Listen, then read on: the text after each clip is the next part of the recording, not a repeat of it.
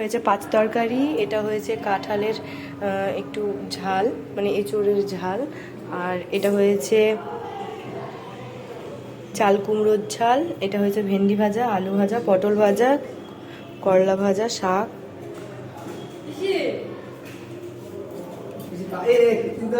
ডুমুর ভাজা, আর এটা হলো কি জানো থোড় ভাজা, আর এটা হলো মুগ ডাল, এটা পনির, আর এটা আমের চাটনি।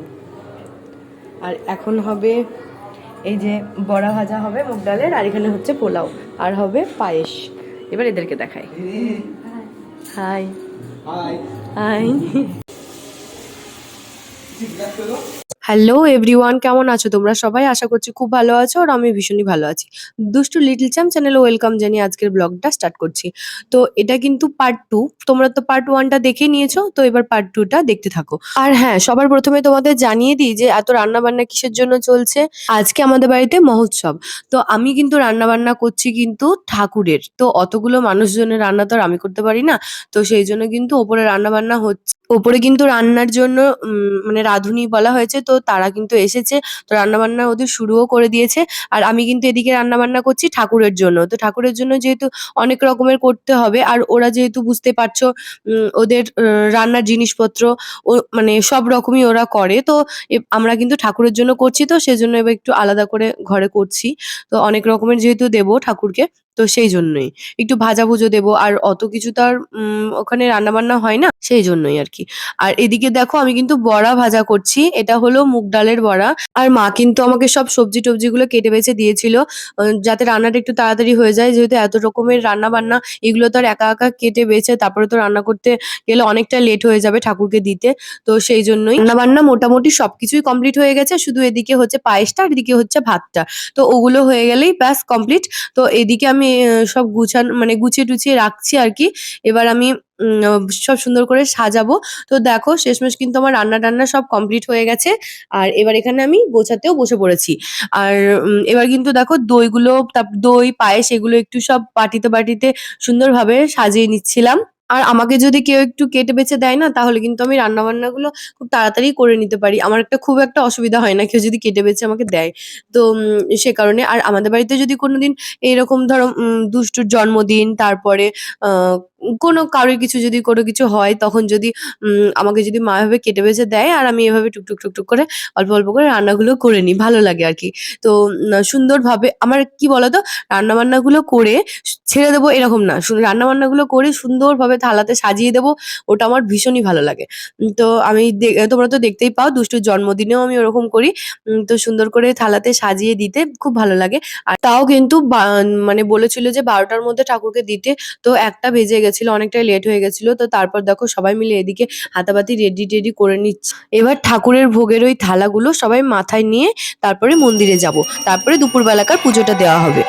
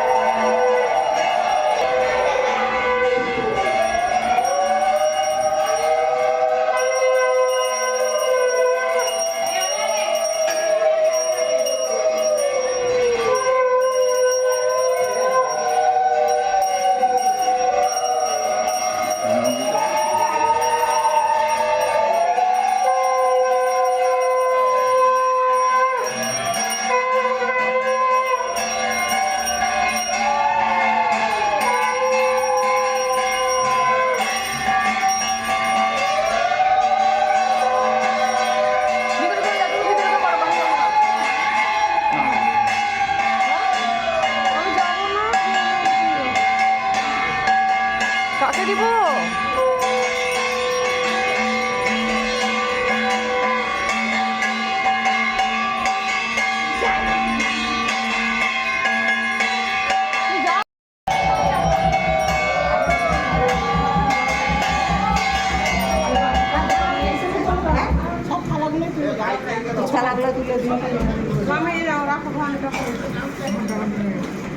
আসুন ছোট আসুন আছে মানে আসনগুলো কই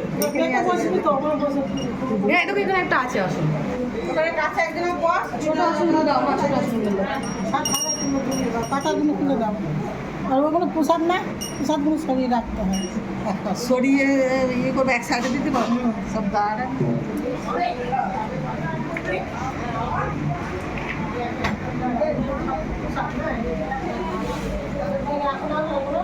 ওদিকে তো তোমরা দেখলেই সবাই কিন্তু মাথায় করে ঠাকুরের ভোগটা কিন্তু নিচে দিয়ে গেল।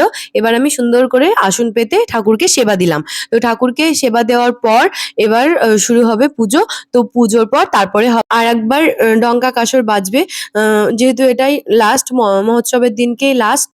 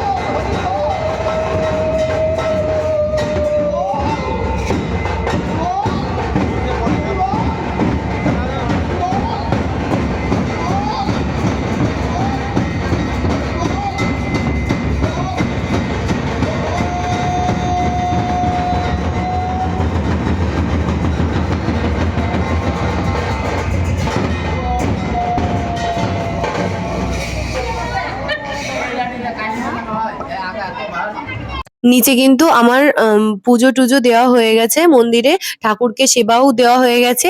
আর উপরে কিন্তু এবার মানুষজন বসে পড়েছে, এবার তাদেরকে সেবা দিতে হবে। তো দেখো সবাই কিন্তু বসে পড়েছে, আর প্রথম ব্যাচ যেহেতু এটা বসলো, তো সেই জন্য আগে আমি একটু সবাইকে বরণ করে নিলাম। তো তারপর সবাইকে মানে খাবার দেওয়া শুরু হলো। তো প্রথমে কিন্তু সবাই বসেছিল আর সবাইকে কিন্তু সার্ভ করছিল। ওদিকে দুষ্টুর পাপা ছিল, জামাইবাবুরা ছিল, দুই জামাইবাবুই ছিল। আর তারপরে ছিল দাদারা, আর সব দাদারা, তারপরে দেব, তারপরে আমার দুষ্টু বাবুরা, তো সবাই মোটামুটি সবাই ছিল।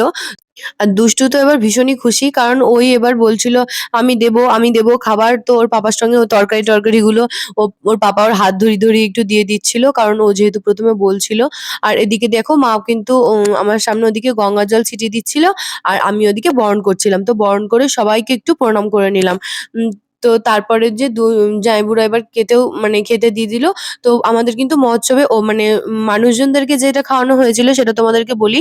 পোলাও হয়েছিল, আর হয়েছিল পনির আলুর তরকারি, আর তারপর হয়েছিল ভাত, ডাল, পাঁচ তরকারি, আর এঁচোড়ের তরকারি হয়েছিল, আর হয়েছিল পায়েস আর চাটনি।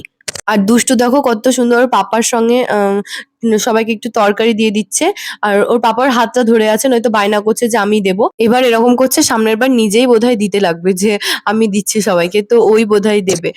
তো যাক, আমাদের বাড়িতে যেহেতু প্রত্যেকবার অনুষ্ঠান হয়, ও এসব জিনিসগুলো খুব তাড়াতাড়ি শিখে যাবে। তো এসব নিয়ে চিন্তা করতে হবে না আশা করি।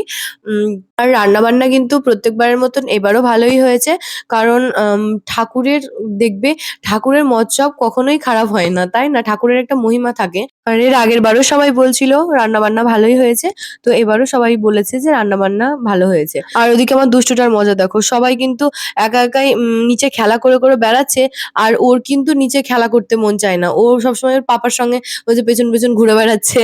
তারপর ওই মানে এখানে মহোৎসব হচ্ছে, ওখানে দেখছে, কাউকে পাতা দিচ্ছে, গ্লাস দিচ্ছে, তো এরকম করে করে বেড়াচ্ছে। আর এটা কিন্তু লাস্ট ব্যাচ, তো লাস্ট ব্যাচে আমরাও বসে পড়েছিলাম, প্রচন্ড খিদেও পেয়ে গেছিল।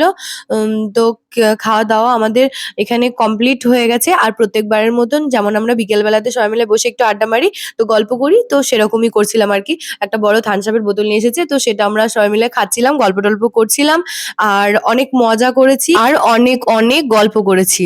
ছবি তুলে দাঁত দেখাতে হয়, দেখাচ্ছিস নাকি? কি কি ওই যে রুমি হ্যাঁ কি বলছে? ছবি তুলে দাঁত দেখায়, মনে হয় ছাইতে দাঁত মেজে কোলগেট হাসি দিচ্ছে। আর আজকের মতন এই পর্যন্তই, দেখা হচ্ছে নেক্সট ব্লগে। তোমাদের যদি ভিডিওটা ভালো লেগে থাকে অবশ্যই লাইক কমেন্ট শেয়ার ও সাবস্ক্রাইব করে দিও। আজকের মতন টাটা।